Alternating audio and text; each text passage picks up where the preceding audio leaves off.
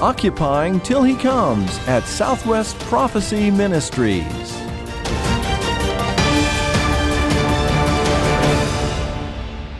Welcome, friends. This is Dane Rome, your announcer for today's Last Days Beacon program. Thanks for listening, and thank you for joining us. Just a reminder that these programs are supported by your gifts to this ministry.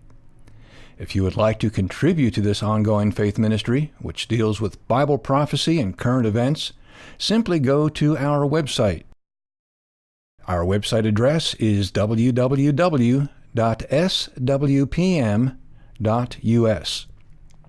You'll find a donate link on the homepage. The website address again is www.swpm.us.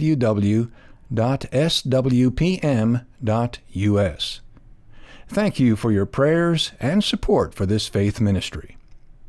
And now let's join Dr. David Schnitker as he talks with Doc Marquis about the Syrian Crisis. Thank you, Dane. It is a real privilege to again be interviewing this week Doc Marquis. Doc is a longtime friend and a friend of this ministry, and it's a real joy and privilege to gain his perspective about the Syrian crisis. As I mentioned last week, we're hearing about Syria in the news every day. It's hard to follow things moving so quickly. We don't know if we have war or peace, regime change or stability. We don't know if ISIS is winning or whether Russia and Syria are winning. It's just a very tumultuous situation on a daily level. And so because of Doc's background in the Illuminati and his understanding of Satan's plans in these last days, I've asked him to come on and share with us a deeper level of understanding in terms of this crisis, where the Illuminati want this to go, and how this fits into God's plan, because we know, of course, God's plan is the one that's going to succeed. At the same time, we know that Satan is the great counterfeiter, and oftentimes he will advance his plan, thinking he is independent of God. And then when it's all said and done, we know that God's plan is what is determinative. So that's certainly the hope that we have. But we're in the middle of a mess. You know, we haven't been raptured yet. And, we don't have all the details as to what is going on during this church age, but we are definitely attentive to this.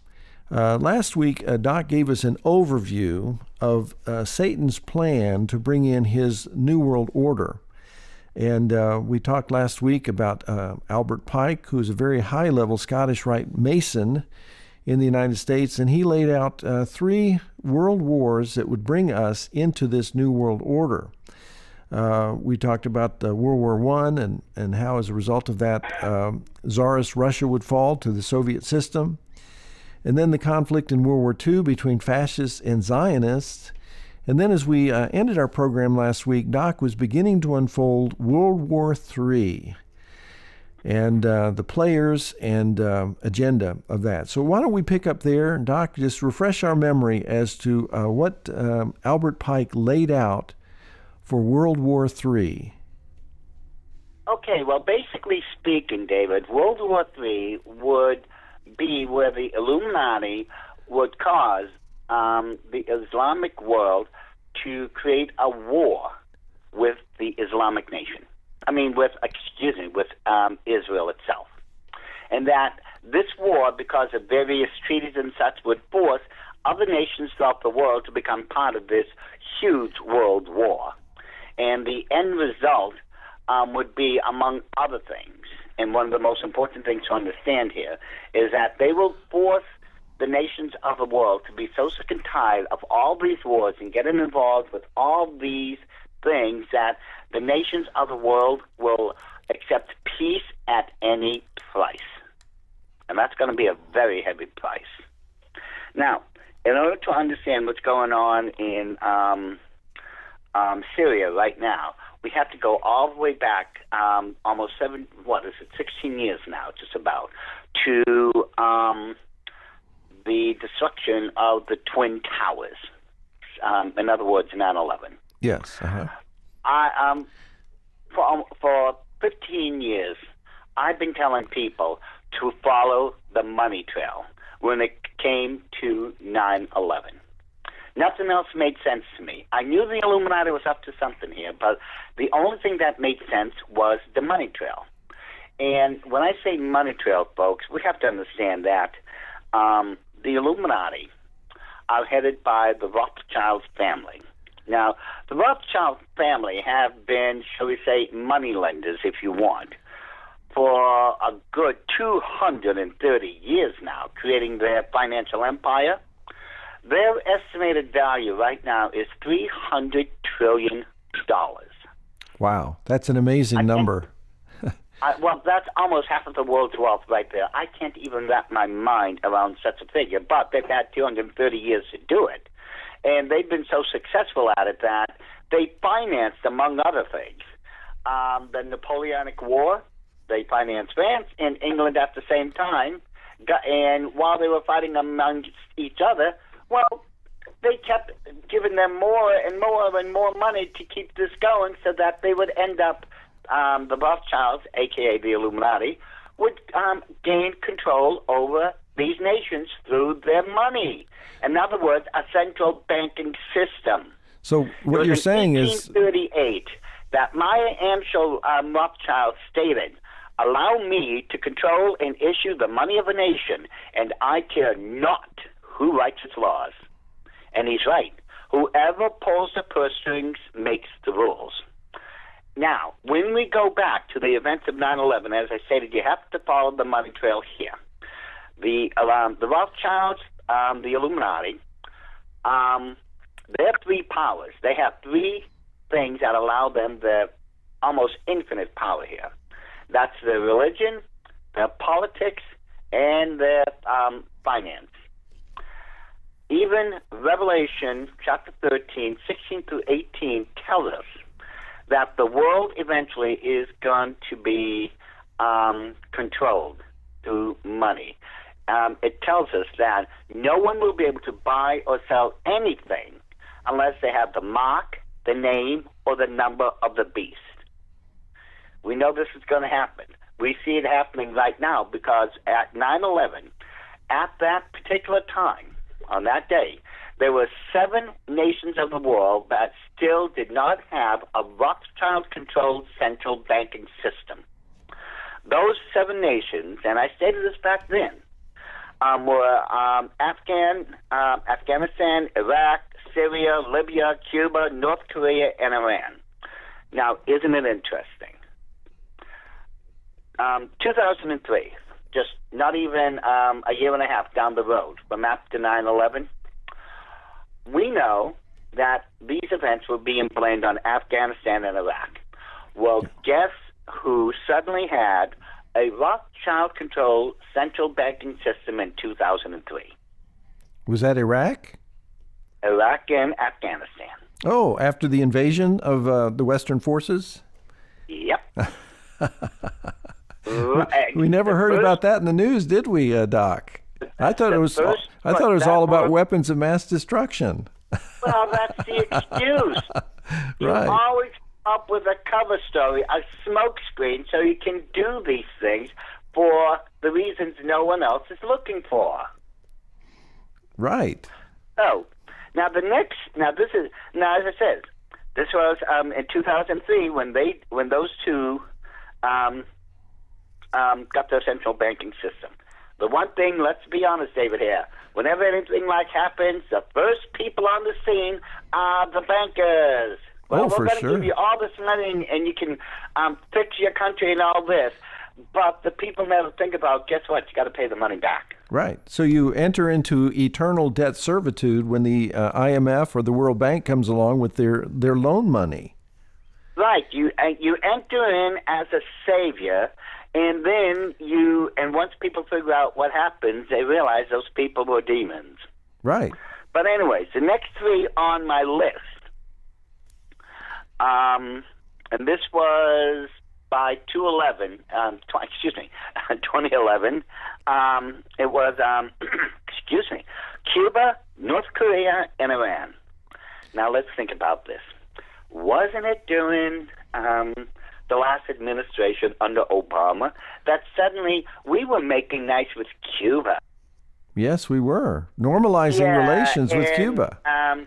Cuba definitely wanted to make all these nicety and everything. Why? Because suddenly there was a central banking system there. Oh, so they didn't have to be conquered for the central bankers to move in and take over Cuba. Well, they put one there during the Obama administration, which, of course, you did not find out in the news. No, you did not. No, now, you didn't hear about that. On my list. Yeah. Yes. Now, the next one on my list was North Korea with Kim Jong-un. Yes. This guy is a complete barking loon. If he really thinks he's going to nuke America, he's out of his mind. The closest he can get right now is just a little bit beyond Australia. And, recently he hasn't been able to successfully get these missiles off the ground very much. Exactly. They've been mysteriously exploding. Interesting how that's worked out. I wonder why that's happened. And isn't it also interesting that before, under his dad, Kim Jong-il, or whatever his name was, yes, they were doing a lot of saber rattling, and all of a sudden it got very quiet there. Why? Because when that guy was in charge, there was a central banking system installed. Oh, okay. Mm-hmm. So they were tamed. And then, of course, the next one on the list was Iran. Yes, yes. Notice how Iran was suddenly beginning to cooperate, if you would? Well, yes. Didn't they get an injection of Western money? Yeah. As part of this deal? And guess, I was about to say, all of that came from? Probably the IMF or the World Bank. The Illuminati themselves. Oh, okay. It was ferreted from England over to them. Okay. So. Oh, yeah. And suddenly, Iraq wants to play nice. So Iran has not been a problem since that injection of Illuminati cash. Exactly. Okay. Now, next one was Libya. Okay? Yes. Number 6. And let's go to the last and final one, number 7 on my list, Syria. And by the way, for those who don't remember, we toppled Libya thanks to Hillary Clinton in 2011, and he had his own national currency. In fact, I think it was gold-based currency. So yes, it was. He was not playing ball with the Illuminists, so he had to be taken out. Yep. They put the central banking system, but they also know if you give the people hard currency like gold or silver, then people have something to fall back on in case the money fails. The dollar bills and the coinage and all that other stuff. Right, all the fiat currency, which will inevitably fail. And that's why, among other reasons, the Illuminati got rid of John F. Kennedy. He was putting us back on the gold and silver standard. Yes, he was. That could not be tolerated. That could not be allowed. Right. If they're going to control the people, you've got to control their power to buy and sell. Absolutely. And here we are now in Syria. I guarantee you, once the Syrian problem is taken care of one way or the other, you're going to find a central bank there. So the Syrian government is really the last holdout in terms of the obstacle to a one-world economic system controlled by the Illuminati. You've got to believe it. But wait a second, there's one other exception here. Before, Iceland had a Rothschild-controlled central banking system. Now, I've been warning people for I don't know how many decades now. Get rid of the Federal Reserve or whatever central banking system you have via the Rothschilds. Get rid of it. Not only will you be able to take control of your own country again, it'll start making money. Oh, absolutely. And this is what Iceland finally realized. Get rid of the bankers, who control the central banking system. And they did. And Iceland now is thriving. Oh, absolutely. They got rid of the counterfeiters. Anyone anyone can check this on the internet, I'm sure. Just look up Iceland's banking system or whatever. These people are prospering once more because they got rid of the fiat currency. Right. Well, in light of this, what do you anticipate is going to happen in Syria? Is Assad going to fall?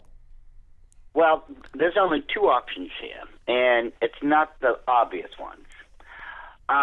If Assad doesn't capitulate to the Illuminati, they will start a war there, to kill him. Now, if they can't get him that way, they'll get it through the government. They'll get rid of Assad one way or the other, and have their central banking system put in. Now, a lot of people have been saying that Donald Trump is a puppet of the Illuminati. No. You see, Donald Trump did the right thing when he bombed that air base. Yes, And 20 out of 25 of their planes there were completely destroyed. And for humanitarian purposes, if you look around the world, everyone, all but a few nations, totally agree with what Trump did. Of course, those other nations are either, communist or some other dictatorial form of government. Yeah, North Korea. You would expect that from North Korea. Exactly. And interesting enough that you have Democrats up in arms because we dared do a humanitarian act here. Right. Well, they're not humanitarians. They don't care about children being gassed. So that doesn't matter to them. Just as long as they get to, control the playground. Right. It's all about control. I was sick and tired of those remarks. So help me, I would have slapped half of them if I ever met them on that day when they were deriding America for standing up for people who were totally defenseless and helpless, especially when I looked at those children. And again, a lot of people are saying that wasn't what was that gas? Sarin gas? Yes, the sarin gas. Thank you. When I was in the United States military, now I graduated from the American Academy of Health Sciences at Fort Sam in Houston, Texas. I received my medical degree. And one thing we were definitely trained in very quickly and in great detail was on nerve agents, or in other words, gases and things like that, because people like me would be trying to treat patients like that. We knew the signs, the symptoms, and everything, the proper treatment and all this. And I can definitely tell you, when I looked at some of the results of those people that had been gassed, that was a sarin gas. I know it when I see it. So I know the signs, symptoms. It was a legitimate attack. These people weren't actors. They had been gassed by sarin gas. There's no doubt of it. The medical science states it was sarin gas. And this helped Russia actually find a way of almost backing out of the situation, even though Russia was part of it. See, what people don't know, most people, is at the hospital, those poor people were being treated in, those victims of the sarin gas. Yes. Russia had a drone plane, one of those drones, flying over the hospital. And 1 hour later, the hospital was bombed. They were trying to hide the evidence that it was sarin gas that had been used. So they were complicit in the cover-up, the attempted cover-up. Yes, they were. Yeah. They definitely were. And now, it looks as if Russia might be backing down. It does seem to be, in recent days, they seem to be backing down and backing away from Assad a little bit. Well, yes, because they have been warned. I know they've been warned that Assad's a target. And Russia has been taking orders from the Illuminati ever since the Bolshevik Revolution back in 1914. So even with the fall of the Soviet Union, the Russian oligarchs are still controlled by the Illuminati. Well, yeah. Well, again, let's look at the plans of World War I. They happened exactly as the Illuminati stated they would do. And if the Illuminati decide that they're going to move on something, there's no power on earth that can stop them at this point. Right. Well, they've got the money. Oh, and whoever controls the money makes the rules. Absolutely. Well, we have just a couple of minutes left, and it's not a fair question because it's so broad, but how do you see the Syrian crisis relating to end times Bible prophecy? Well, we know in Ezekiel chapter 38 and 39 and certain other places that there's going to be, if you want to call it, a Middle East coalition that seems that's going to be aligning its forces with Russia and China. Now, my big concern is that I think, now let me think, Iraq is ancient Persia. Yes. And well, no, Iran is ancient Persia. Iran, Yeah. excuse me. Uh-huh. Yeah, you're right. I'm sorry. Iran is ancient Persia. And I see them becoming part of a coalition. Oh, Syria and Russia? Something. I don't think, no, Syria is not going to become part of anything. Not right now. No. Okay. Until Bashar al-Assad starts cooperating, his life every day, his lifespan, let's just say, is going to be definitely shorter, because the more he tries to push the Illuminati, the more they're going to either decide to kill him if he doesn't cooperate, or get rid of him through their government. And if they get him, and this is the one thing that they could do, just like they did with, what was his name? The one we caught in a hole in the ground. Oh, that was Saddam Hussein. Saddam Hussein. Yes, hiding in Right. a spider hole. Right. They could put Bashar al-Assad through the same humiliation. Yes, public trial, hanging, etc. Exactly. Yes. Yeah. So Bashar al-Assad is going to have to make a decision and make it soon. This is not going to last much longer. Not this. No. If he doesn't cooperate, I guarantee you, Trump will bring the wrath of America down on him. Okay. And That's so will the coalition he's forming. That's the But signal see, we're these getting. people, Is that Tillerson is saying that Assad's regime is coming to an end. So that seems Oh, yeah. to be America's signal, is that we've had enough of Assad and it's time to get rid of him. Exactly. Now, what's even more interesting is most of these events are found in the Illuminati playing cards. How interesting. Yeah. The Illuminati playing cards predicted so much of this, but Assad wasn't in power when the cards were first made. No, so there's no mention of that in it. But the events of 9/11 are well spelled out. Yes, and that And did so set... was, of course, the banking system and everything else that was really behind 9/11 and what's going on right now. This is all about control, and this is the Illuminati. They are going to put in a central banking system in Syria one way or the other. And at this point, they don't care which way it is, but they're going to do it. And once they have This way, Syria as part of that, they will have every nation involved in their one world economic system. There will be no one aside from Iceland that won't have a central banking system at that point.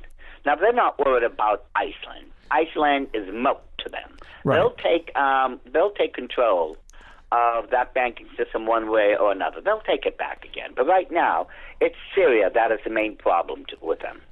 Right. That seems to be where the focus of this ongoing overthrow movement is happening. Right. So But there was no doubt in my mind when I first went through all the events of 9/11, as I warned people then, and that warning stays in place even today. I'm warning everyone, follow the money trail in this case. That's what's going on, is the final financial control of the order of the Illuminati. And I will give you this warning. They will do it. There is nothing that's going to stop them, at least aside from divine intervention. But that's not going to happen either because of the prophecies in Revelation chapter 13, verses 16 to 18, where the beast will have absolute control over what everyone will be able to buy and sell.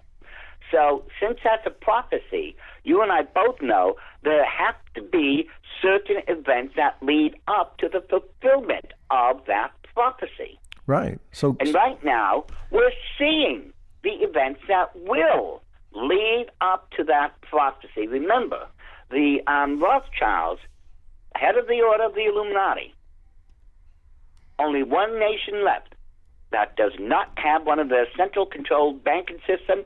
That's Syria, and that's going to happen. They will put it there one way or the other. That I can guarantee. Well, wouldn't you say, Doc, that once this consolidation is completed and all the world is basically under Illuminati control, wouldn't that be a harbinger that the rapture of the church must be coming very, very soon? Well, yes. Now, I don't know about anyone else, but for the last 5 years, that old expression, how you can send something in the air. Oh, yes. There's something, and you just can't put your finger on it. I think what it is involves the rapture. I really think it is. The reason I believe God allowed Donald Trump into the presidency is because, first of all, the Illuminati can't buy him off. The guy's worth approximately $10 billion. Oh, he has more money than he knows what to do with. Exactly. So you can't buy him off, and you can't threaten the guy. He has his own Secret Service, if you would, that protects him better than Secret Service. Right. He has his own private army. Most people don't know that. What's interesting is, on the political road, he became a born-again Christian. That's what I hear. That's what I hear. Oh, no, I did check it out. I verified it through a number of contacts. Okay. And now, of course, he's a baby Christian. He's got a lot to learn, and so do us older Christians. No one knows it all, but we still keep trying to do the best we can by the Lord. Anyways, so now this is going to definitely put a major snare in the Illuminati trying to take everything just like that. We know, now as I said, think about this. Donald Trump's a born-again Christian. So his presidency is going to last 4 to 8 years, depending if he gets a second term or not. Right. Now, this could be a double blessing, because we find out that most of the vice presidents in the past became the president. The next one usually. Yes, often. And Mike Pence is a die-in-the-wool born-again Christian. Yes, he is. So this blessing could be extended from 4 to 8 years to 12 to 16 years.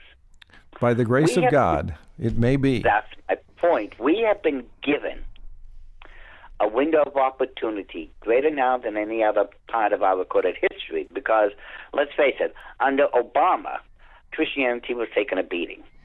Oh, absolutely. Yes. And I don't care what he says. He's no born-again Christian. He's a hardcore Muslim. Right. I've got too much evidence on him that would make me think otherwise. There's no way he is that he's a Christian. But anyway, my point being, we have a window of opportunity here as born-again Christians. It's going to last anywhere from 4 to 16 years in length, where I believe God is fulfilling his promise, where he stated that before this next and final rapture, he would raise a remnant. Yes. And I believe that's what's going on right now under the Trump administration. We have been given 4 to 16 years of Christians being able to stand up, be counted for, witness without fear of being imprisoned or fined, and being able to take back what is rightfully ours through the Lord. Amen. Now, yes. And after that 4 to 16 year window of opportunity, I would think Now, I can't promise this because no man knows the date or hour when the Lord returns. We know this.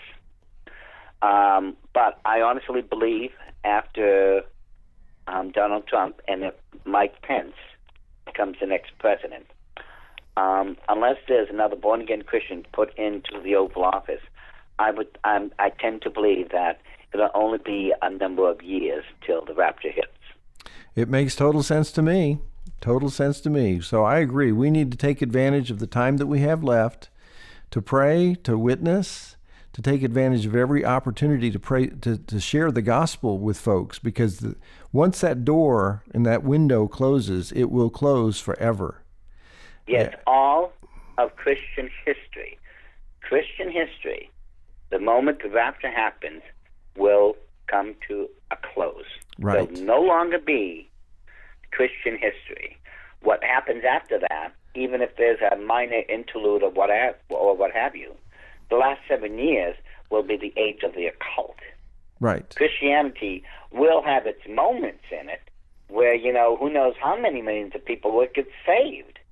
But that will be the age of the occult, and at that time, Christianity is going to face greater persecution than in all of its recorded history. Right. Absolutely. Absolutely. Well, this has been great, and we're out of time for today, Doc, but we'll be calling on you again as things develop in Syria and the Middle East, and we'll be looking forward to your expertise and really helping us to discern the days in which we live, and really what God is doing and what Satan and his followers are trying to do during really these culminating days of the church age. So yes. Thanks for being with us, Doc. It's been a pleasure. Oh, always my pleasure, David. All right. Well, God bless you. Well, folks, this has been a fascinating discussion. We appreciate your tuning in this week and last week as we tried to get an accurate picture of the Syrian crisis, what God is doing and what the Illuminati is doing. Thanks for joining me, and I'm going to have Dane Rome, our announcer, sharing about this month's featured product. And be sure and join us again next week. Thank you, Dr. Schnichter. Dear friends, this month we're featuring an excellent DVD entitled The Watchman Chronicles.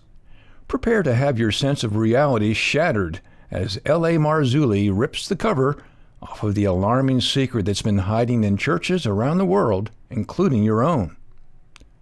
Today, people from all walks of life are coming forward and revealing what they've seen and experienced.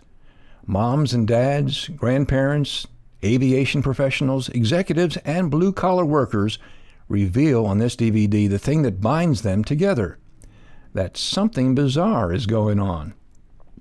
That thing is their united testimony of "I have seen a UFO."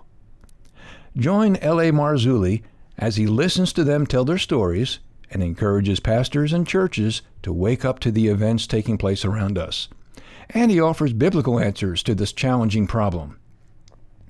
You may obtain a copy of the Watchman Chronicles for a gift of $19.95 plus shipping.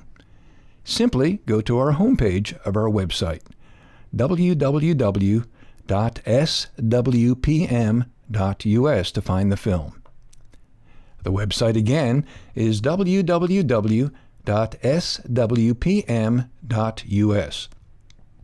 And please join us next week for another Last Days Beacon program brought to you by your Southwest Prophecy Ministries. Until then, this is Dane Rome.